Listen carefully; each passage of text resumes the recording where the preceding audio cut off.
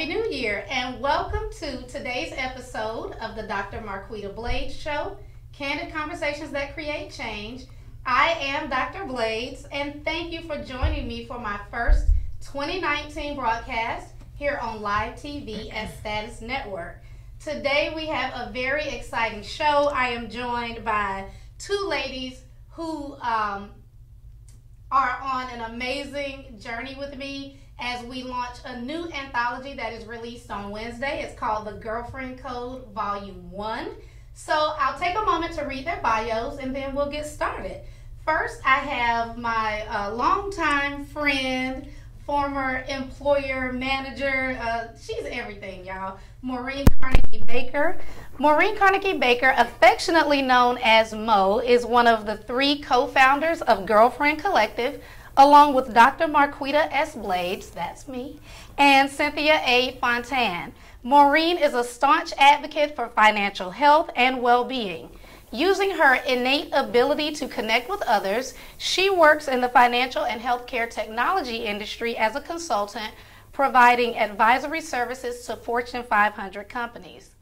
Earning a master's degree in social work from the State University of New York at Stony Brook and a master's of business administration from Georgia State University, Maureen is able to connect her love for people and her passion for fiscal health.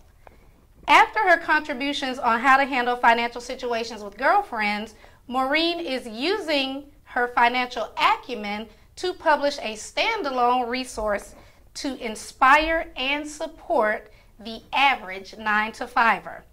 From humble beginnings herself, she was one of 5 children born and raised in New York City.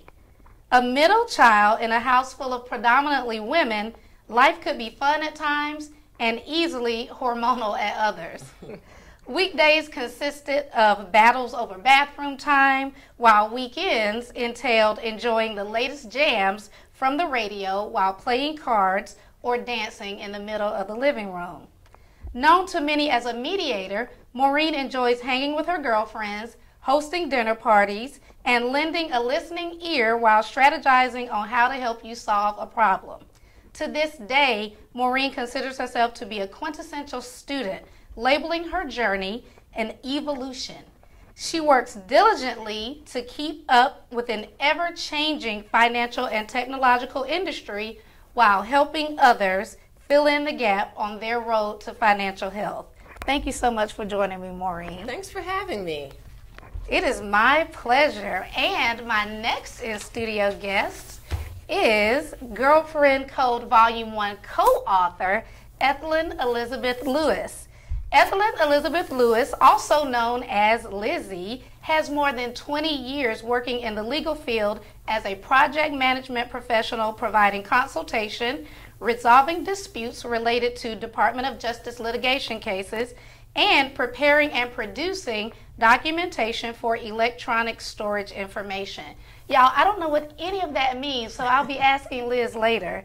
While maintaining a long, successful professional standing in this demanding industry, Lizzy has been journaling her life experiences.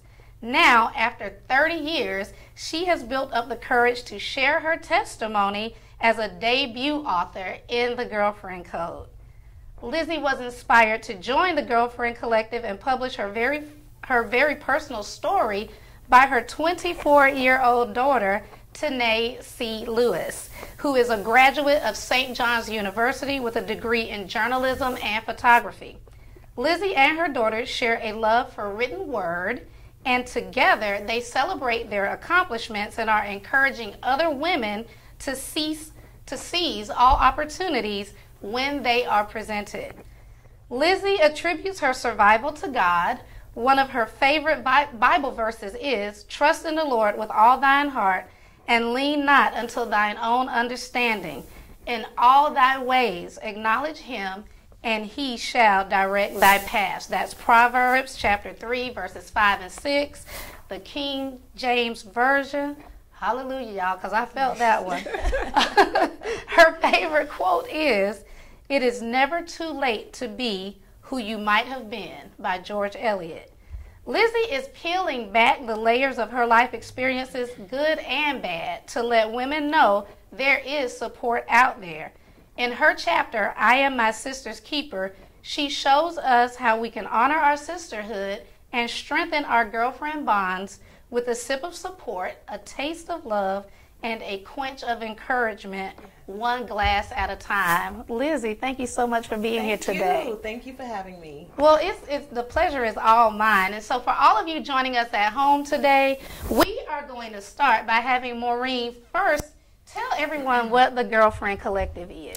Sure, absolutely. So Gyrlfriend Collective really started off maybe as an idea, I would say, about 6 years ago, before we even became a formal network or platform.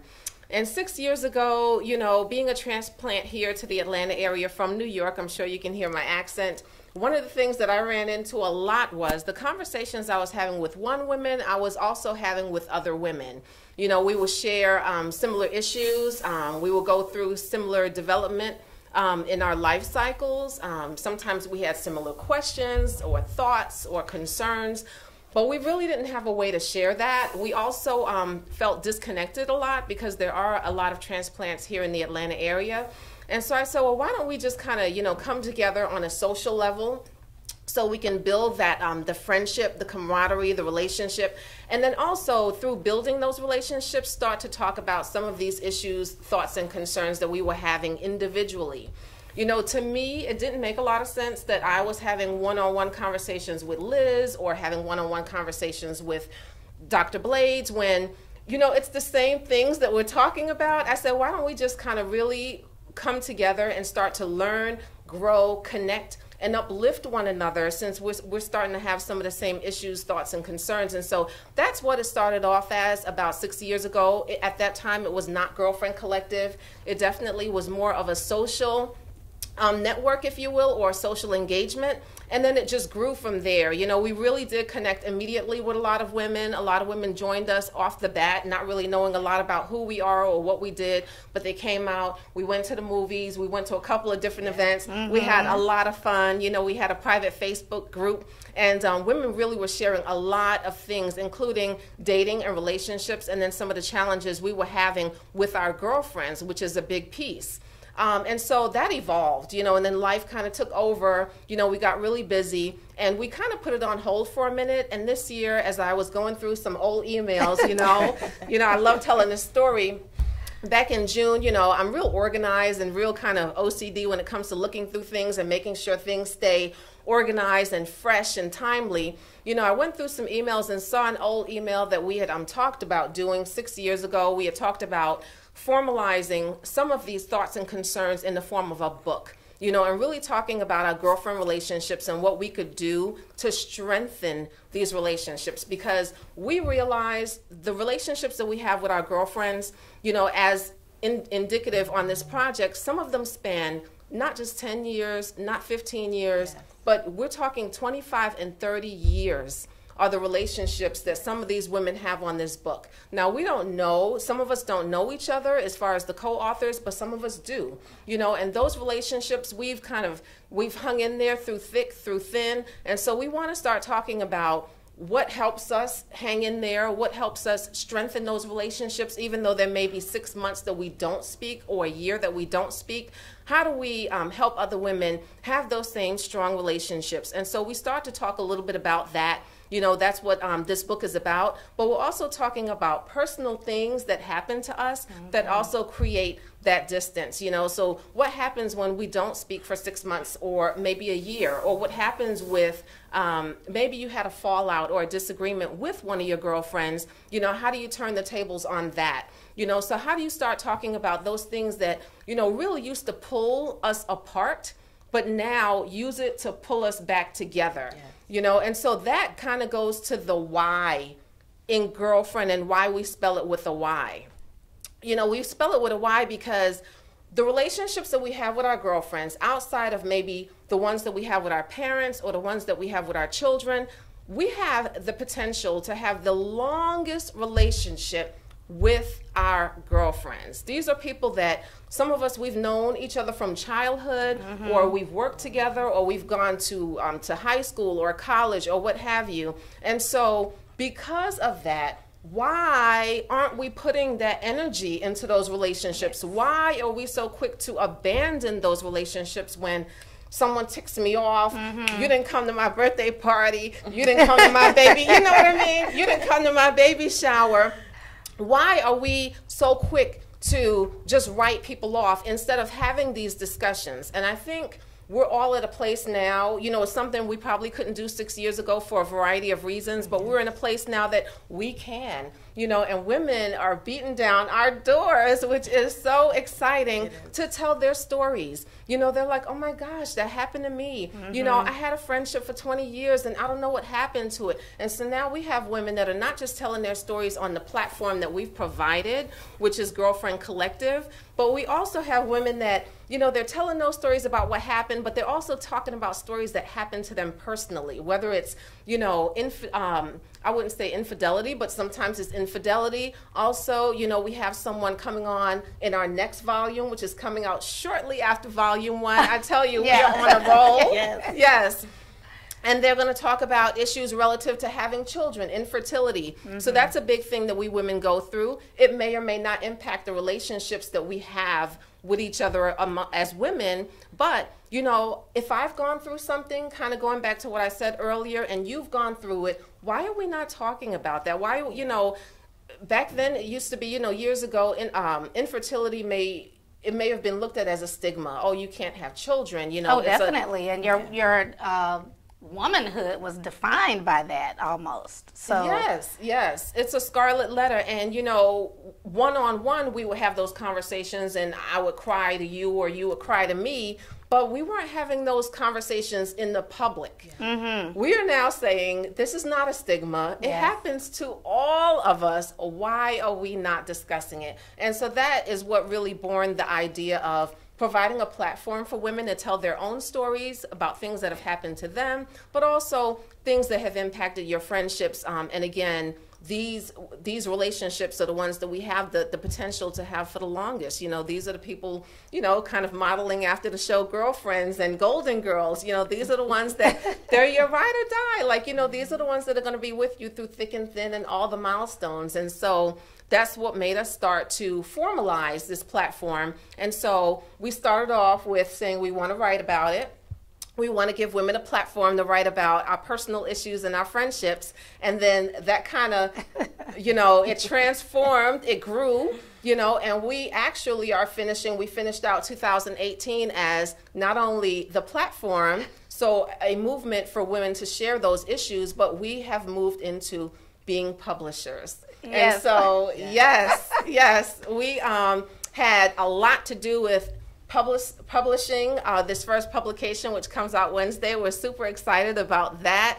And so, yeah, I mean, sometimes when you have something good, it's, you know, everyone sees it and it takes a life of its own, takes on a life of its own. And so that's what this did, you know, and that's why a lot of people ask, well, what is Gyrlfriend Collective? It's everything. It is everything. And I think the way that this has taken off, the rate at which it has taken off just speaks to the necessity for this type of platform. Yes. Women would not be jumping on board as quickly as they are if there weren't a need. So I want to just take a moment and acknowledge some of our viewers at home, because some of our co-authors and some of our fellow Gyrlfriend Collective members are watching right now.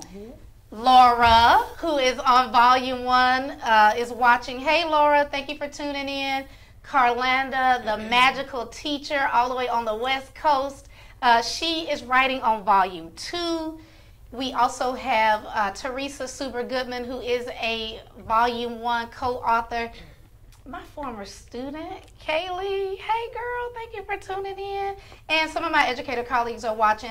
I appreciate all of y'all for tuning in. Go ahead and share this broadcast if you haven't done that already. And so now I want to turn my attention to you, Liz.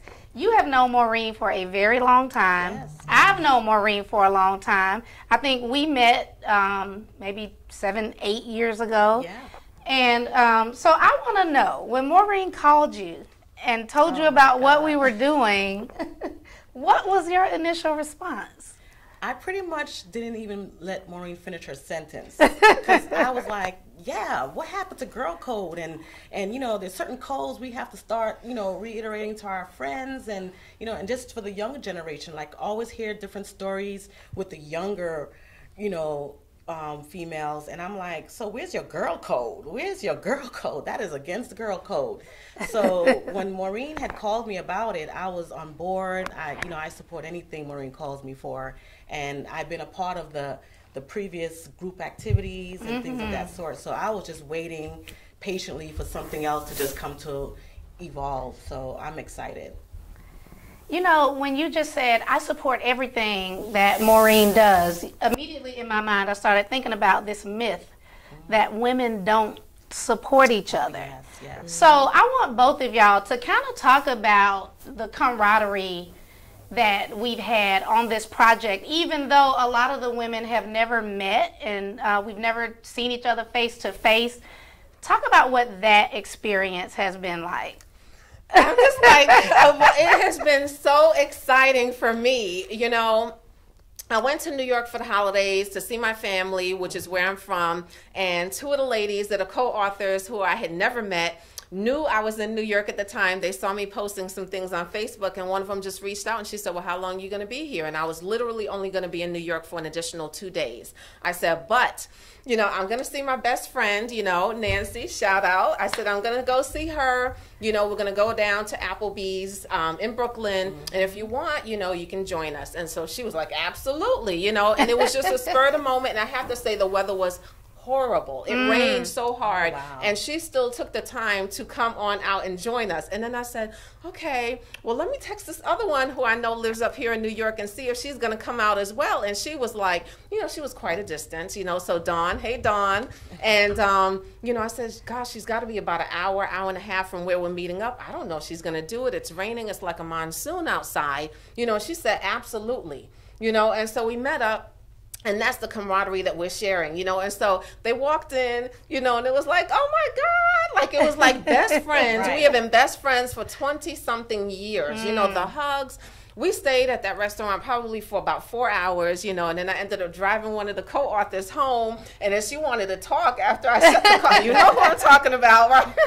She wanted to talk after I shut the car engine off, you know. We sat there and we probably talked another hour, you know, and so that is the kind of support that this book and this movement is providing for us women. You know, some of the women on the book, not many, but maybe 2 or 3 have already written books before. You know, without us seeing the book, we're like, all right, well, let me see the link, let me buy the book, let me support you. And so that's that kind of support that is going back and forth and, you know, being able to talk about personal issues when we've never met each other. Right. I mean, we put things in our private Facebook group and we just put it out there. Yeah.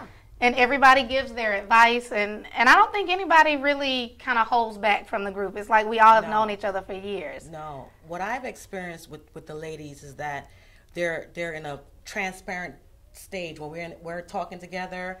If I want to cry, if someone else want to cry, you know, I'm a crybaby. So I would sit there and just like pour out to these ladies and feel safe and feel like, you know, then you get that uplifting encouragement. And it just makes the book come alive because you're reading through the book and you're like, I know this person and you have never met them, you know, so the support is amazing. Yes. I love the fact too that the women who have already published or whatever they're doing have been willing to share their talents with the rest of the group. Yes. So we've had ladies who are members of this project to teach master classes and share their knowledge with the other co-authors. And that's another myth that is put forth, that women don't like to share information and we're just so afraid that somebody else is going to steal our shine.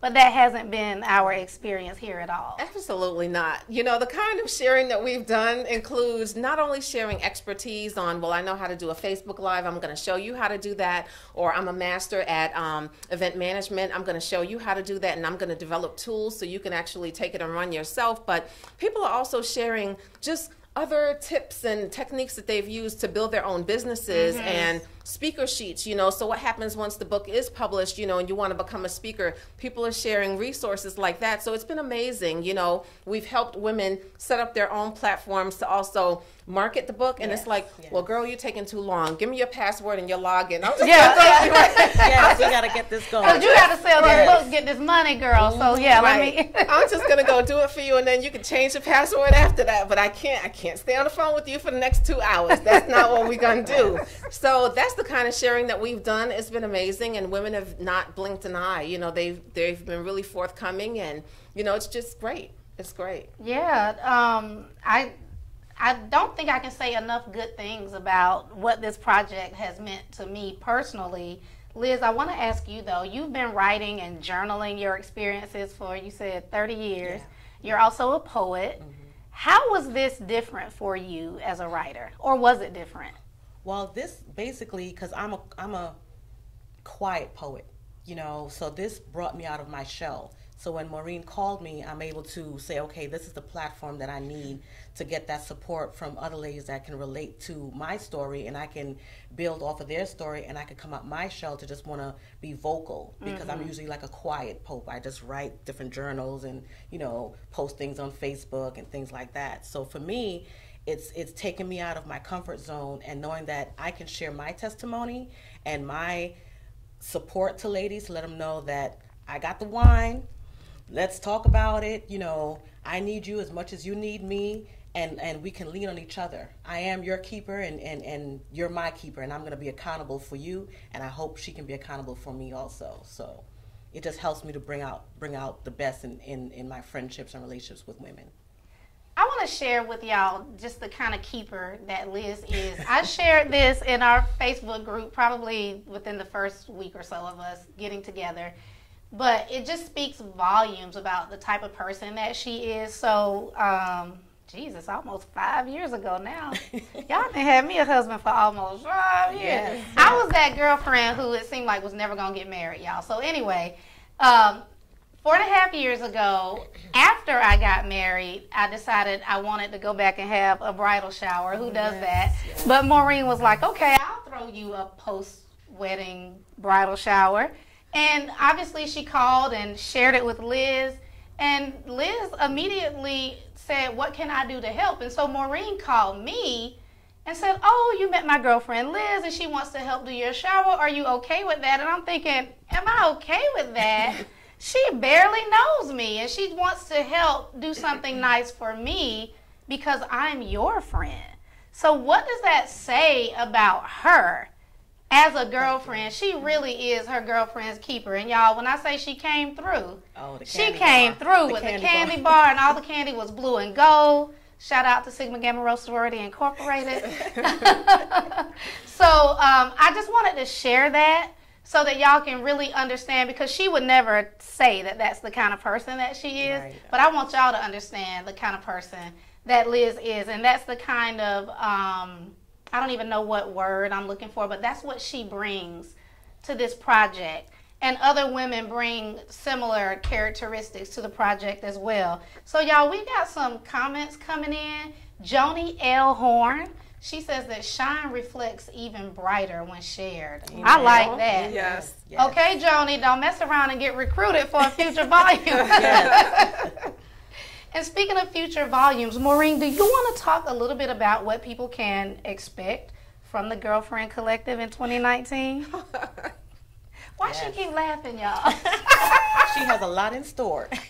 I'm laughing because there's a lot in store, yes. And it didn't start off this way. I tell you, it really just started off as, you know, some young ladies. I consider myself a girl who had a dream, you know, and it turned into something that we are trying to run now to keep up with. Yes. And so 2019, what that means for us and what we're going to be bringing includes, you know, volume 2 is going to be coming out in March. At the end of March, it's already written. So, you know, for those of you who have contacted us, thanks so much for your support and being eager to jump on board. We have yet to release an application for volume 3 because there was not supposed to be an additional volume after volume 2.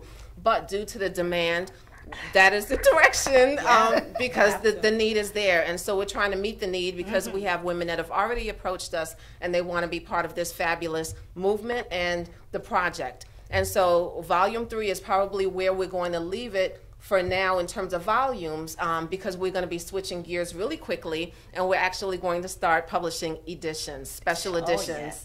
And so we Now have I'm about... sitting up here laughing yes. because Yes. this is just too exciting. It is so exciting. That's why I just laugh, because I'm just, I keep thinking, and, I'm speaking things into existence, and I said, I don't know if I'm going to be working at Fortune 500s for too long, because this has really taken off, And so the special editions that we will start to publish this year includes, one that's targeting education. We have some sorority editions that will be coming out, and so we will be targeting sororities if you'd like to be a part of this fabulous movement. I'm sure that they're ready and they're lined up. We already have women who are part of sororities, and so we have that.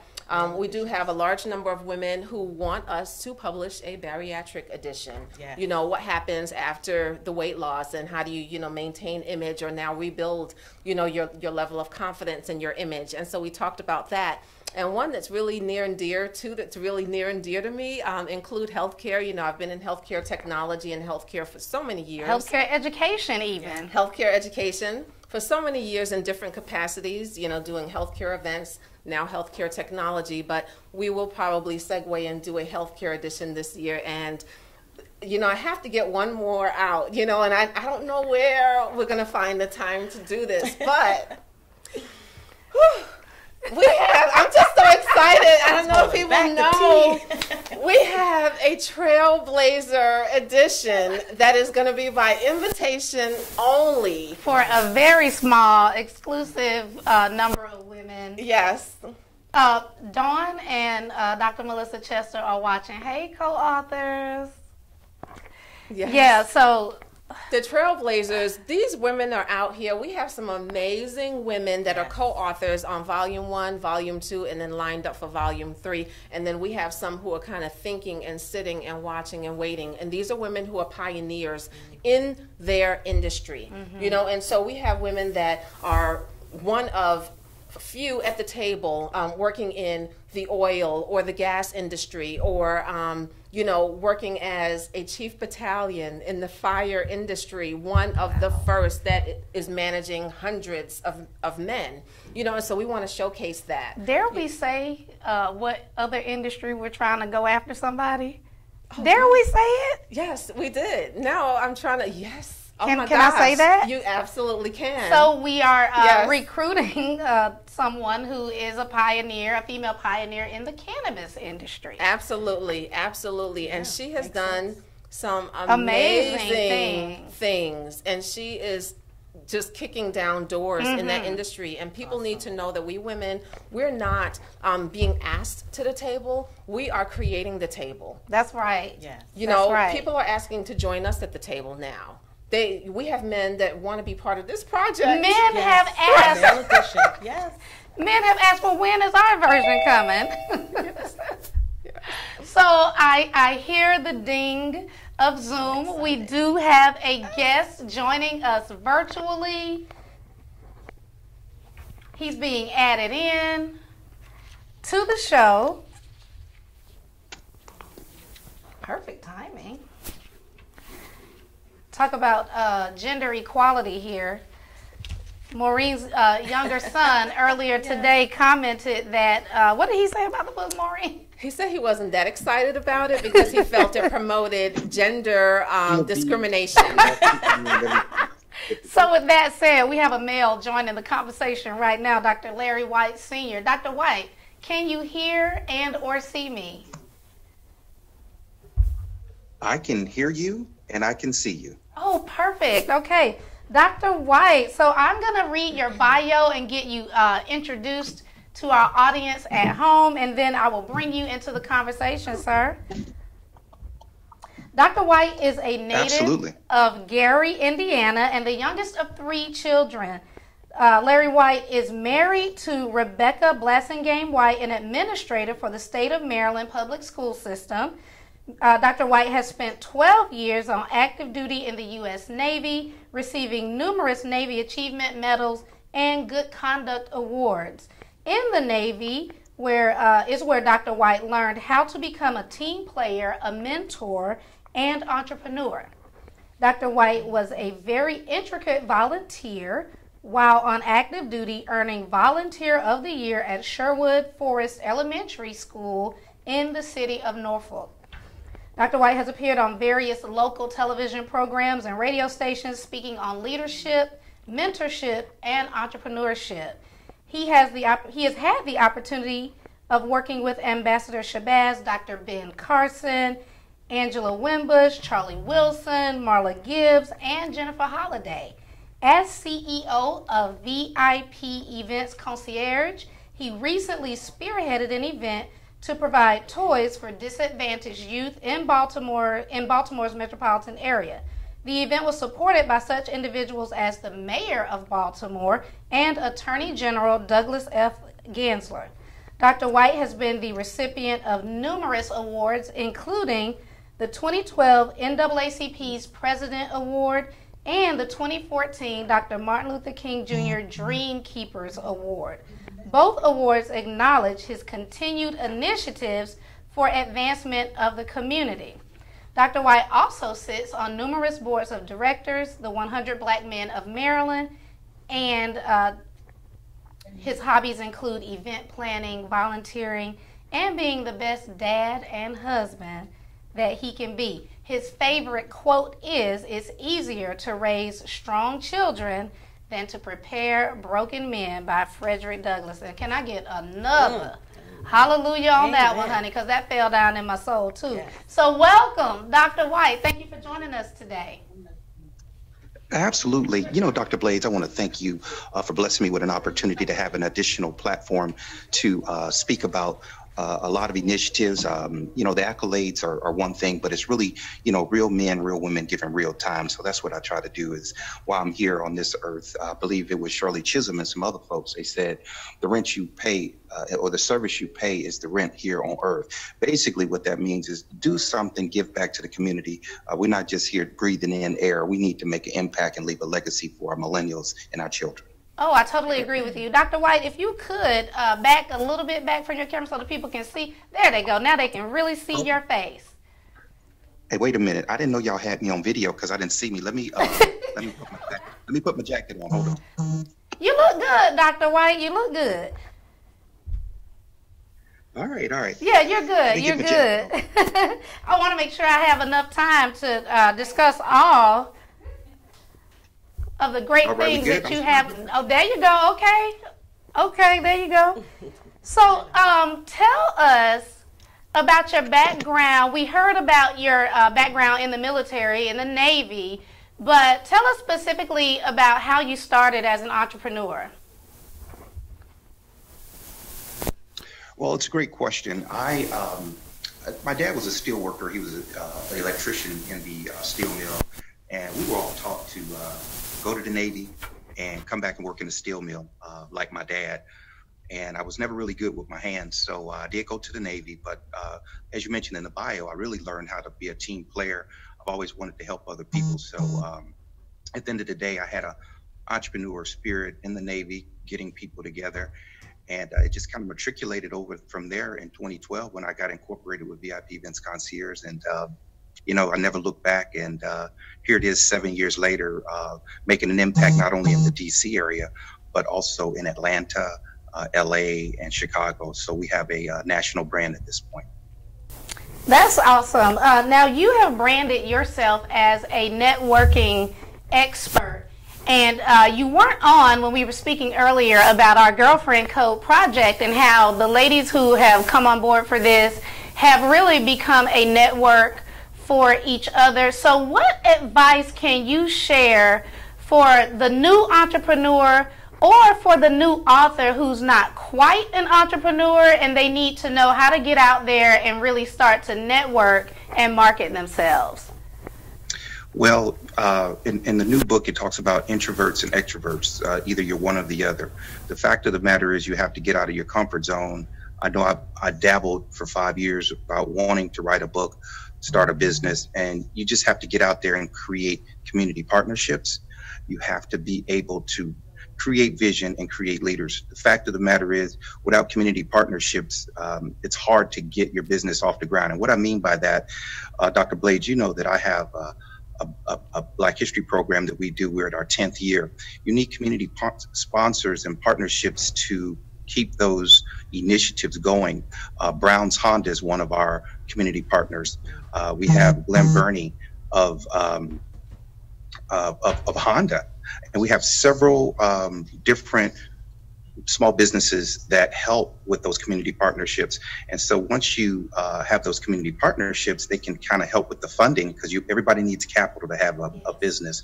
So I would also just recommend to those inspiring authors, get you some community partners. And the way you do that is by power networking, going to as many networking events that you can. I recommend 2 or 3 per week if all possible. Ooh, Wow. That's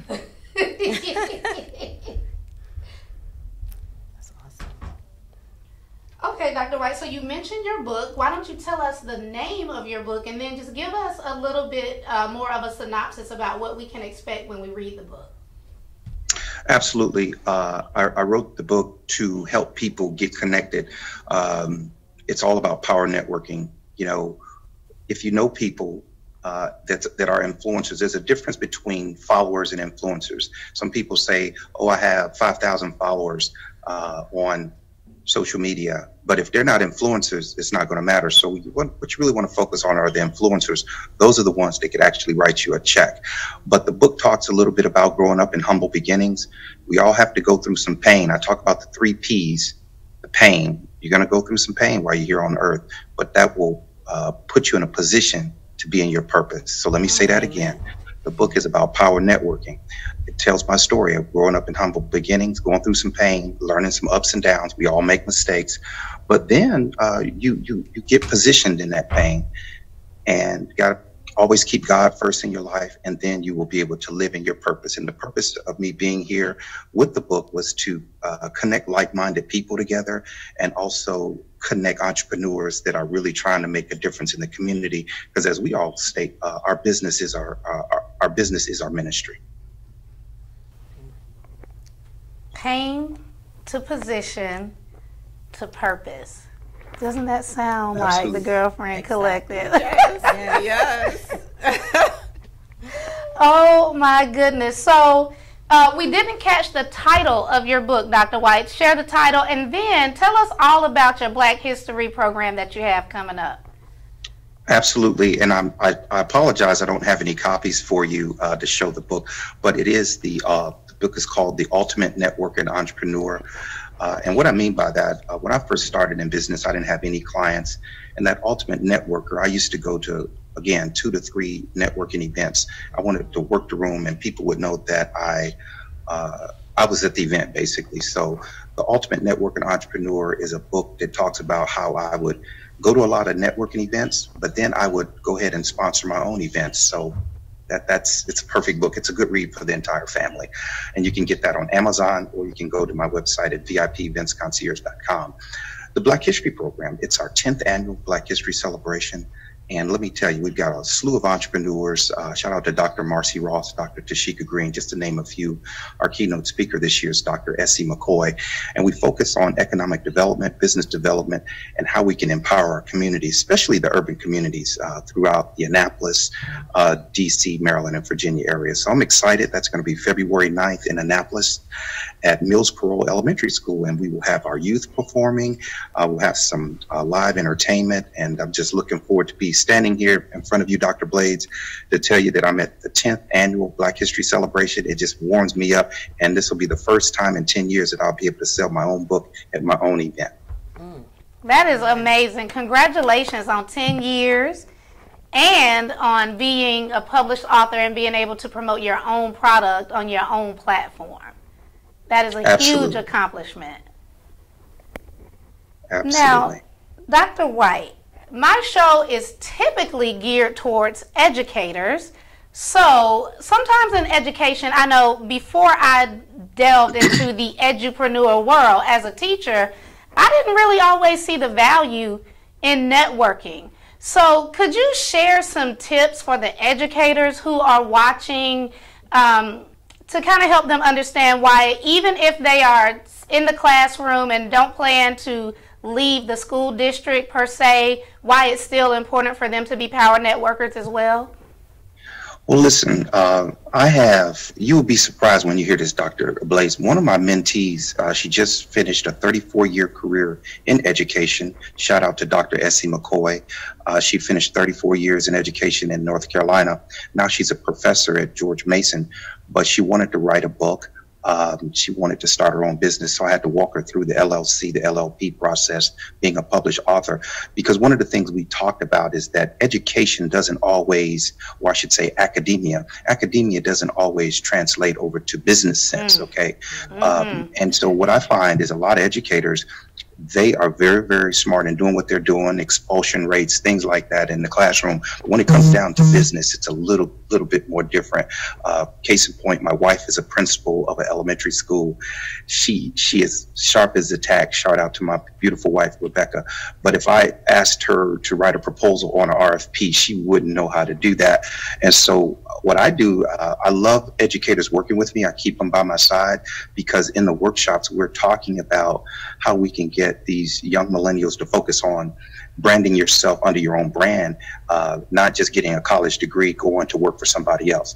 So I'm teaching educators. We are encouraging our kids to go to school and get that diploma, but we're also encouraging them to get that diploma to start your own business. So that's a great question, because just about everybody on my panel is an educator, retired, and so they're learning the business side of that. So that's an excellent question, Dr. Blades.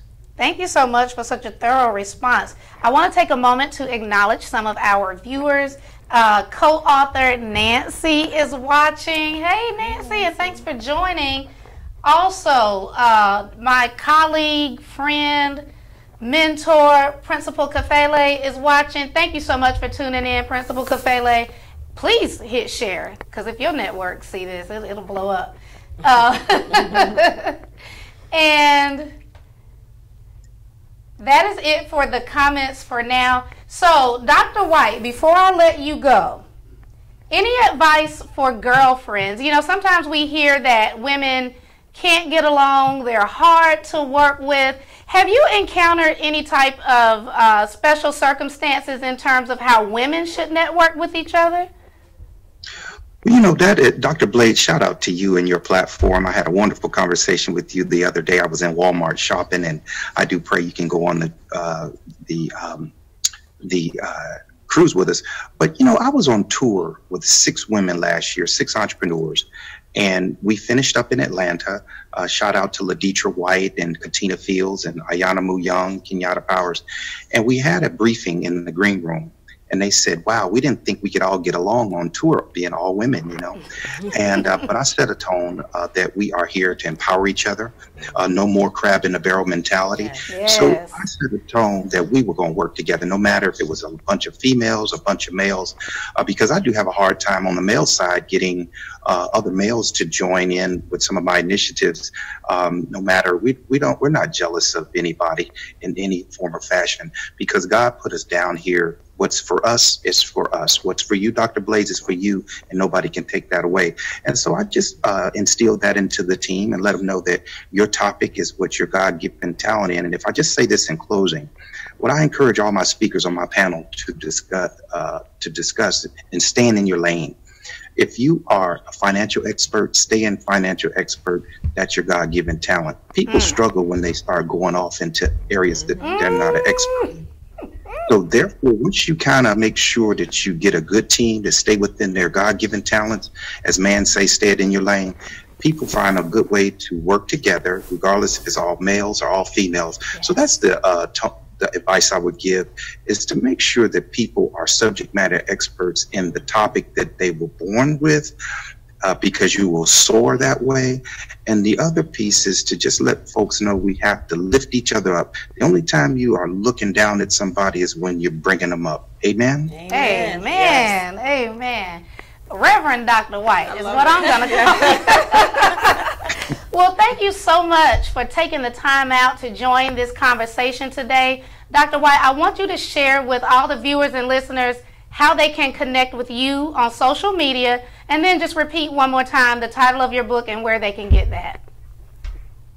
Absolutely. The title of the book is called The Ultimate Networker and Entrepreneur. Go out and buy the book.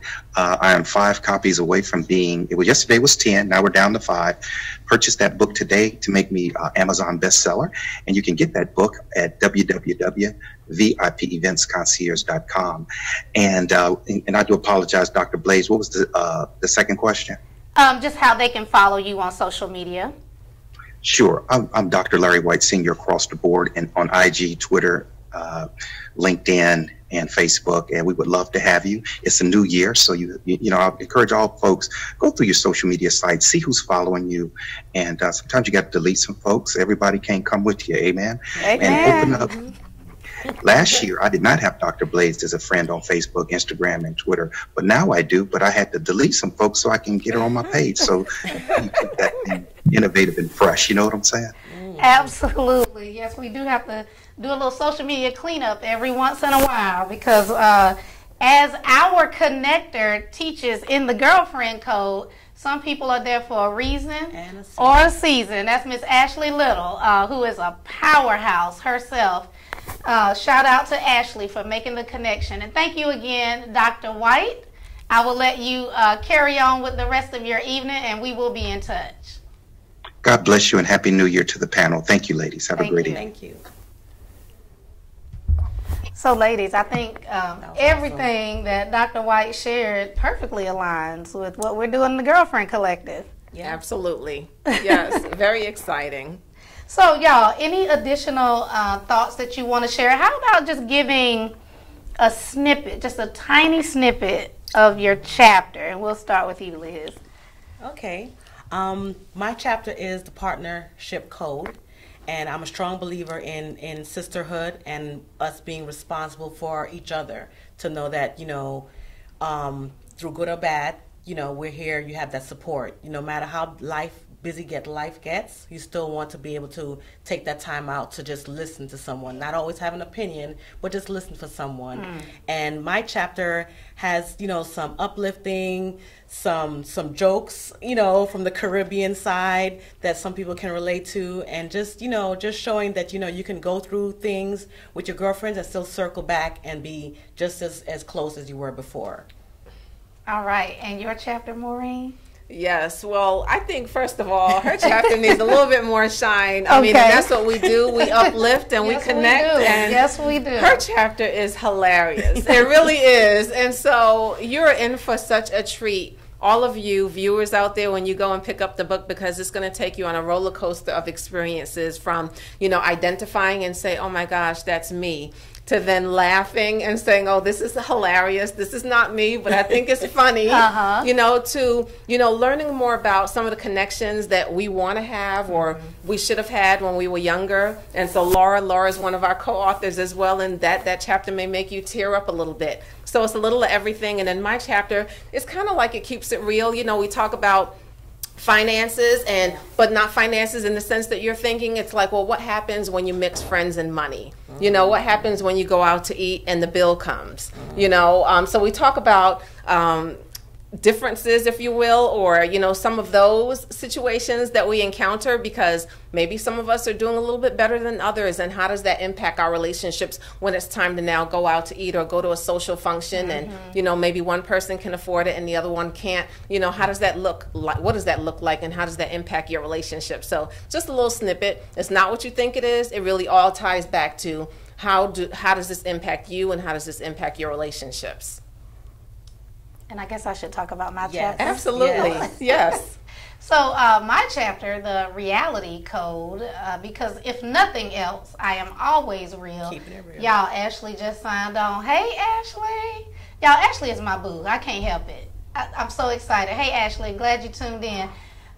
So the Reality Code, I talk about what happens, or what is the reality behind when you just cannot be the type of girlfriend that you are needed to be, that you want to be, that people expect you to be, and what are some of the situations that lead to that. And so I share personal experiences that I have had, that if you've been following me for any amount of time, like, none of it is any secret now because I post about it all the time, but in the book it's a little bit different because now I talk about how my battle with chronic illness and unemployment, underemployment have all impacted the way that I interact with my girlfriends. And it pretty much just comes down to one reality. When it gets real for me, my girlfriends are like second, third, fourth, no priority. And that's just the reality of it. But I love them no less.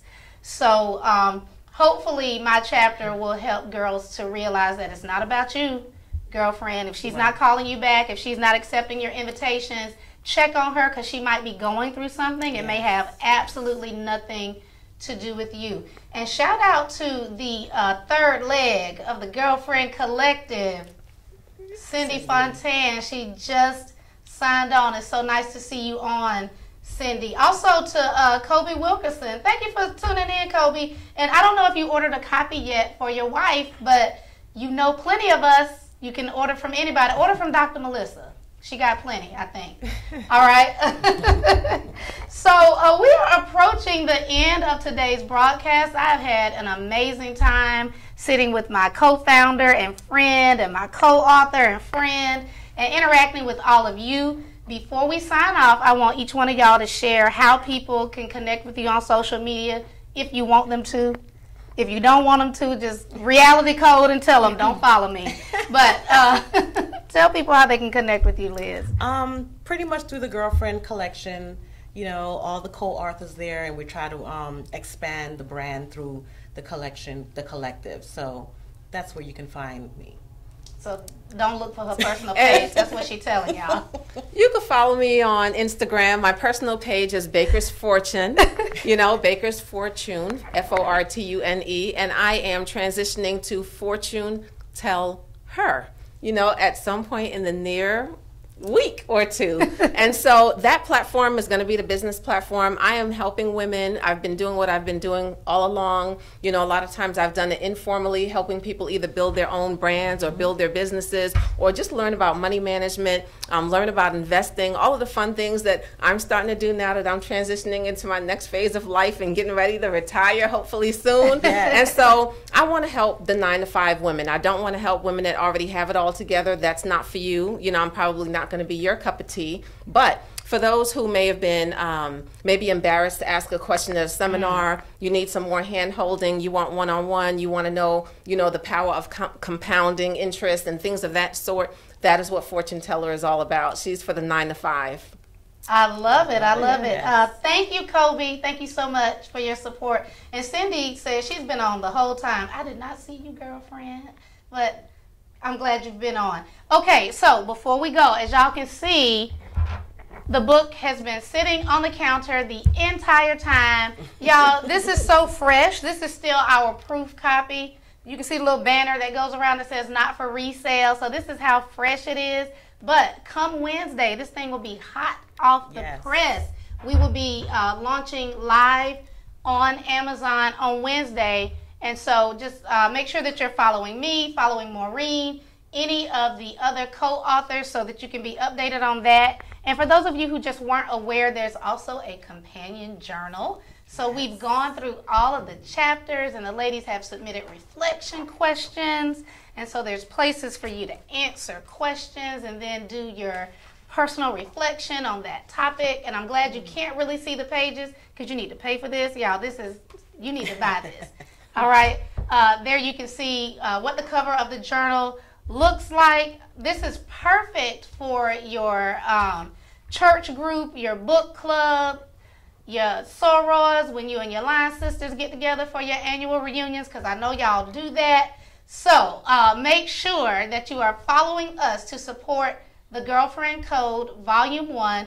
And if you've been listening today and you're interested in how you can get involved with the collective and possibly join us as an author in the future, you definitely want to follow the Girlfriend Collective Facebook page and make sure that you're receiving all of our updates. You know that you can follow me, Marquita Smith Blades, on Facebook. Also, you can follow the Dr. Marquita Blades Show on Facebook.